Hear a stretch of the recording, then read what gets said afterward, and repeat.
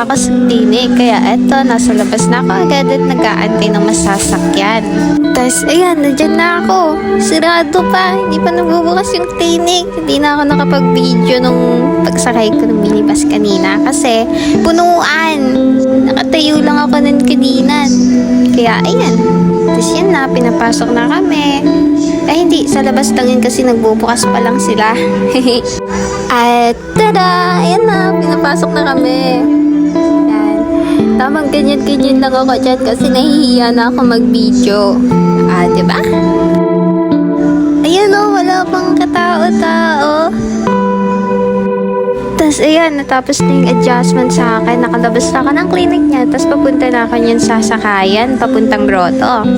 Diba? Tamang lakad na lang. Eto na guys, malapit na ako umuwi. Ayan, alam ko nakakita na ako dyan ng jeep eh. Alam ko pasakay na ako dyan eh. Diba? Nakasakay na ako ng jeep. Pauwi na ako papuntang grotto. Tapos ayan nga guys, kailangan laging maaga kasi laging traffic dyan pagpapuntang Musol. Tapos, ang pagkaway ko nga, eto bumungat sa akin guys. Pero dyan pa din ako dadaan. Yun lang, bye!